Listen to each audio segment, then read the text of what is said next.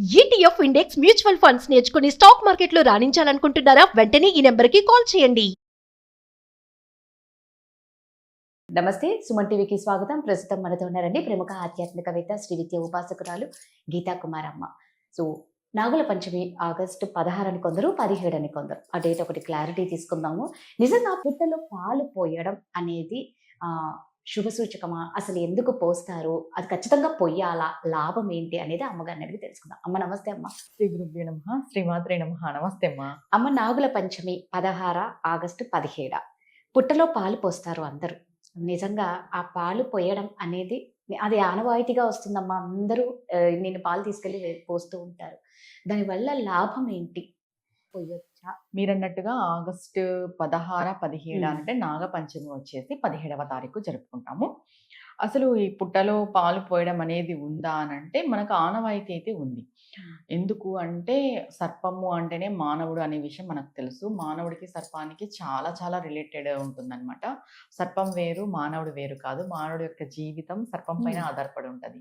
ఇది ఎందుకు అంటే మనం ఎప్పుడూ చెప్పుకుంటాం ఈ కుండలిని జాగృతి, చక్రాస్ యాక్టివేట్ అని.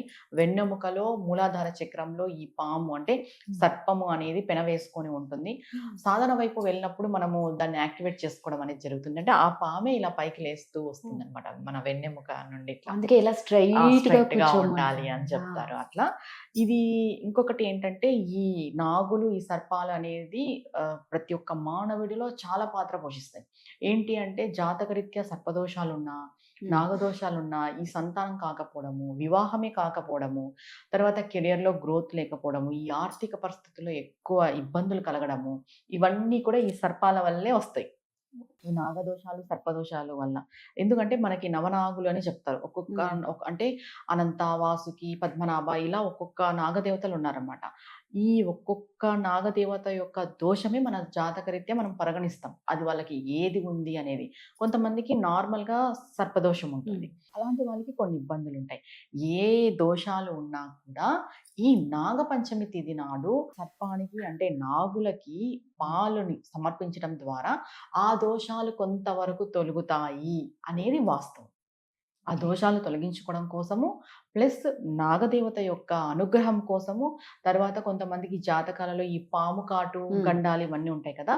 ఇలాంటి గండాలు కూడా తొలగిపోతాయన్నమాట. ఇలాంటి విశేషమైన తిథి రోజు, మాసము రోజు మనం వాటికి పాలు గాని, నైవేద్యం గాని సమర్పించడం ద్వారా మీరన్నట్టుగా పుట్టలో పాలు పోయడం అనేది లేదు. పుట్టలో పాలు పోయడం ద్వారా వాటికి ఉన్న గృహము పుట్టనే కాబట్టి, స్థావరం పుట్టనే కాబట్టి, దానిని మనం డెస్ట్రాయ్ చేసిన పాపం మనకొస్తుంది.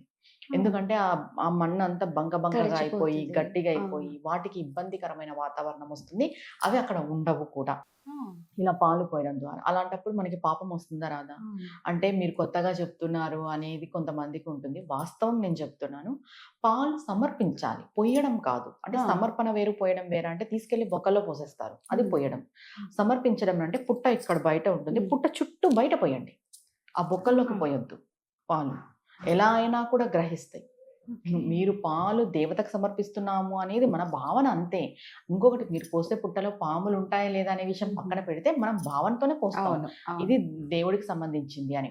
ఇంకా నాగశిలలు ఉంటాయి కదా! నాగశిలలు ఉన్నప్పుడు మీరు ఎలా అయినా కూడా పోసుకోవచ్చు. ఎన్నైనా పోసుకోండి. లీటర్లు పోసుకోండి. No problem. ఎందుకంటే నాగశిలలు కాబట్టి పంచామృత అభిషేకం చేయొచ్చు. అన్నీ చేయొచ్చు. ఈ పుట్టలకి పోసేటప్పుడు మాత్రం కొంచెం జాగ్రత్తగా పోయడం అనేది నేను చెప్తున్నా. జాగ్రత్తగా పొయ్యండి. సమర్పించండి. తర్వాత ఈ ఎగ్స్ అవి కూడా సమర్పిస్తుంటారు. ఈ ఎగ్స్ అస్సలు సమర్పించొద్దు ఆ రోజున. అవి పగిలిపోయి అక్కడంతా స్మెల్ అదంతా ప్రతి ఒక్కరికి వెనకాల వచ్చే వాళ్ళకి కూడా ఇబ్బంది. ఎవ్వరికి ఇబ్బంది లేకోకున్నట్టు మనం చేసుకోవాలి. ఏ పూజనైనా, ఏ కార్యక్రమమైనా. ఇంకొకటి ఈ పుట్టకి పాలు పోసే దాంట్లో పోటీలు పడుతుంటారు. నేను ముందొచ్చాను, నేను వెనకొచ్చాను. ఏదో ఇప్పుడు అక్కడ పాము ఉంది, నాగదేవత ఉంది. నేను పోస్తేనే స్వీకరిస్తుంది, నువ్వు పోస్తే స్వీకరించరు అన్నట్టు ఈ లేడీస్ చాలా పోటీలు కూడా పడుతుంటారు. పుట్టల దగ్గర చూస్తుంటాం.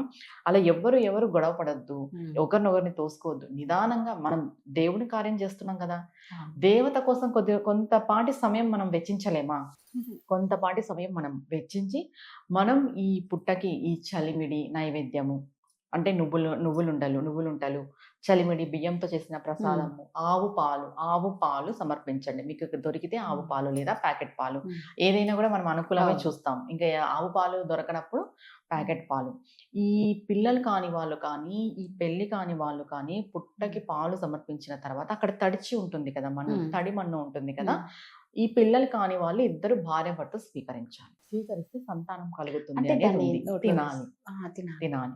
ఇంకా కొంచెమే హుహు. తినాలి. ఇంతింత అది ఏం కాదు. కాదు. హ్మ్. కొంచెమే తినాలి. హ్మ్. తర్వాత ఎవరికైనా ఈ పెళ్లి కాని వాళ్ళు ఉంటారు కదా! అలాంటి వాళ్ళు ఈ పుట్టమన్నుని వాటర్‌లో కలిపేసి నెక్స్ట్ డే స్నానం చేయడం ద్వారా కూడా హుహు. వాళ్ళకి కళ్యాణ ప్రాప్తిరస్తు కలుగుతుంది అంటారు. కళ్యాణం జరిగే అవకాశాలు ఉంటాయంటారు. ఎందుకంటే ఈ సర్పదోషాలు, నాగదోషాలు ఉండడం వల్లే ఈ వివాహాలు ఆలస్యం కావడం కానీ, సంతానం ఆలస్యం కావడం కానీ జరుగుతుంది. ఇంకోటి కొంతమందికి మనం వింటుంటాం అబార్షన్స్ అవును. అయితుంటాయి. అవును. మిస్‌క్యారేజెస్ అవుతుంటాయి. అవును. ఈ మిస్‌క్యారేజెస్ కూడా ఈ నాగదోషాలు, సర్పదోషాల వల్లనే జరుగుతాయి. అండ్ నెక్స్ట్ ఇప్పుడు మనం ఇదేంది టెస్ట్ ట్యూబ్ బేబీస్ దీనికి అవును. కూడా పోతుంటారు. అవును. ఐవీఎఫ్ ఐవీఎఫ్ దీనికి. దీనికి కూడా పోతుంటారు. అవి కూడా సక్సెస్ కావు. సక్సెస్ రేట్ తక్కువుంటుంది కొంతమందికి. డాక్టర్స్ కూడా చెప్తారు. ప్రయత్నం చేస్తామండి సక్సెస్ రేట్ తక్కువుంది మీ ఆవిడకి అని. కొంతమంది ఐవీఎఫ్ చేసుకొని కూడా సక్సెస్ కాకోకున్నట్టు ఇబ్బంది పడేవాళ్ళుంటారు. ఇలాంటి వాళ్ళకి మనం వ్యక్తిగతంగా జాతకం చూసినప్పుడు చెప్తాం. ఏంటి పూర్తి ప్రాబ్లమ్ అనేది. ఇప్పుడు మనకి నాగపంచమి తిథి ఉంది కాబట్టి, ఈ రోజున ఈ పాలు సమర్పించేసి నాగదేవతలకి ఆ పుట్టమన్ను స్వీకరించడం ద్వారా ఏమో ఏ దేవత యొక్క అందుకే అనుగ్రహం అంటారు. ఎప్పుడు కలుగుతుందో ఎవరికి అవును. తెలుసు. ఏ పుట్టలో ఏముందో ఏముందో అని. అనుకుంటారు. అలాంటి యొక్క అదృష్టం మీకు కలగచ్చు. చెప్పలేం. మీ యొక్క నిరీక్షణకి ఈ నాగపంచమే ఒక అదృష్టకరమైన తిథి అయ్యుండొచ్చు. ఈ పుట్టమన్ను స్వీకరించడం ద్వారా కూడా సంతానం అనేది కలుగుతుంది. ఈ విధంగా సింపుల్‌గా ఈ పాలు పోయడం అనేది చేసుకుంటే చాలు.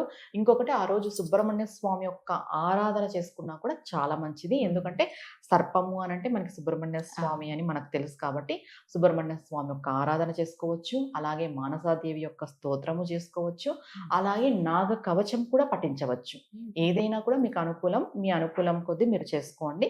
ఏది ఇబ్బంది పడొద్దు. పుట్టలోకి వెళ్లి పాలు పొయ్యొద్దు. ఆ బొక్కల్లో వెళ్లి పాలు పొయ్యొద్దు ఆ అసలు. రోజు ఉపవాస దీక్ష ఎలా ఉండాలి? అది వాళ్ళ ఆరోగ్యరీత్యా ఎవరైతే ఉపవాసం అని చెప్పరో పూజ అయిపోయిన తర్వాత పాలు తినేయొచ్చు. పోసొచ్చిన తర్వాత తినేస్తారు. తింటారు కూడా. ఉపవాసం అనేదైతే నియమం అయితే లేదు దానికి. మీరన్నట్టు ఇప్పుడు ఉద్యోగం లేని వాళ్ళకి కూడా ఇలా చేస్తే ఉద్యోగం వస్తది. ఆర్థికంగా మెరుగుపడతారు. హుహు. అంటే ఏదైనా కూడా మనం సెల్ఫ్ వాళ్ళ ఆ! జాతకరీత్యా చూసినప్పుడు చెప్తాం మా ప్రాబ్లమ్ ఏంటి అది. అని. ఇప్పుడు మనకి నాగపంచమి తిథి వస్తుంది కాబట్టి, ఇలా ఈ విధమైన ఇబ్బందులు ఉండేవాళ్ళు దీనిని ఉపయోగించుకోండి అని చెప్తున్నాం మనం. ఈ విధంగా పూజలు చేసి, ఈ విధంగా స్తోత్రాలు చేయడము, ఇలాంటివన్నీ చేసుకోవడం ద్వారా కూడా మనం అంటాం కదా! ఏ దేవత యొక్క అనుగ్రహం ఏ టైంలో మనకు లభిస్తుందో అని. ఆ టైం ఇదే కావచ్చు. అలా. కరెక్ట్‌గా చెప్పారు. నిజమమ్మ. సో, నిజంగా అమ్మ చెప్పినట్లు చేయండి. మనకి ఏ పుట్టలో ఏ పాముందో అన్నట్టు, ఏముందో అన్నట్టు ఇది ఒక మంచి రోజు. అమ్మ చెప్పినట్లు పూజ చేస్తే అంతా మంచి జరుగుతది. థాంక్ యూ అమ్మ. నమస్తే అమ్మ.